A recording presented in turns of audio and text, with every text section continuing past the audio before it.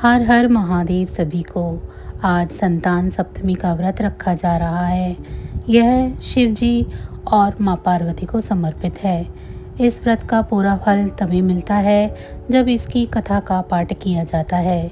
ऐसे में आइए जानते हैं संतान सप्तमी व्रत कथा के पाठ के बारे में।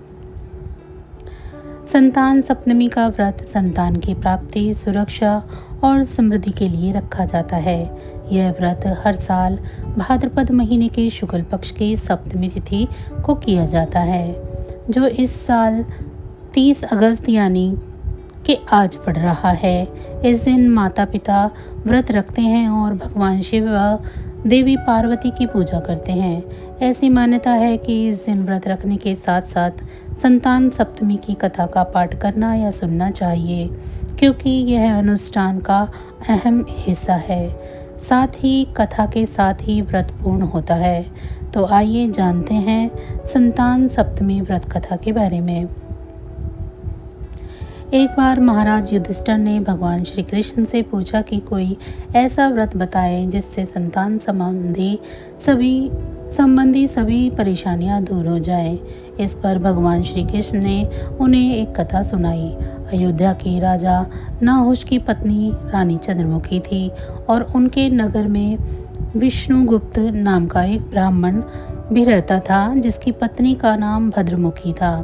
रानी और ब्राह्मणी में बहुत प्रेम था। एक दिन वे सरयू नदी के किनारे नहाने गई, जहां उन्होंने कुछ स्त्रियों को भगवान शिव और माँ पार्वती की पूजा करते हुए देखा।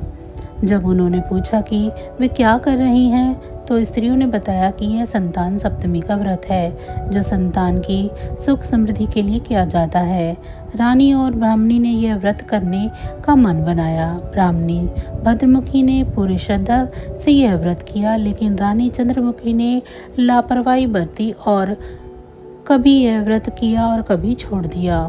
जब दोनों मृत्यु को प्राप्त हुई तो रानी ने अगले जन्म में बंदरिया का रूप लिया और ब्राह्मणी ने मुर्गी का। मुर्गी बनी ब्राह्मणी अपने पिछले जन्म के व्रत को भूली नहीं और लगातार भगवान शिव का ध्यान करती रही, जबकि बंदरिया बनी रानी सब कुछ भूल गई। इसके बाद दोनों ने फिर से मनुष्य के रूप में जन्म लिया। ब्राह्मणी एक ब्राह्मण के घर भूषण देवी नामक की कन्या के रूप में जन्मी और उसका विवाह एक ब्राह्मण से हुआ।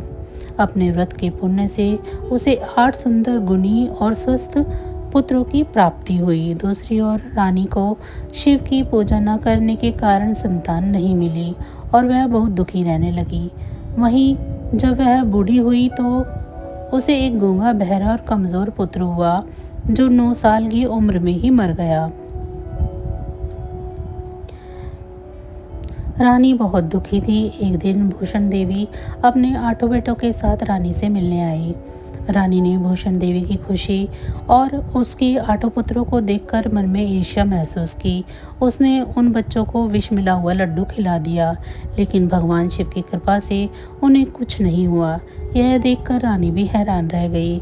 उसने भूषण देवी से पूछा कि इसका क्या रहस्य है। तब भूषण देवी ने उसे पिछले 2 जन्मों की कहानी और संतान सप्तमी व्रत का महत्व बताया। यह सुनकर रानी को अपनी गलती का एहसास हुआ। उसने भूषण देवी से क्षमा मांगी और उसी दिन से सच्चे मन से संतान सप्तमी का व्रत करना शुरू कर दिया।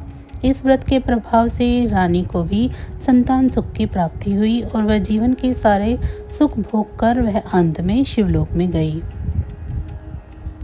तो बस आज की जानकारी इतनी ही थी। फिर मिलेंगे हम आपको ऐसी ही किसी अन्य जानकारी के साथ अगली वीडियो में। तब तक अगर आप सभी को हमारी ये जानकारी अच्छी लगी है तो वीडियो को लाइक करें।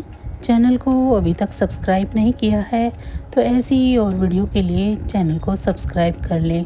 भगवान भोलेनाथ की कृपा दृष्टि आप सभी पर सदैव बरसती रहे।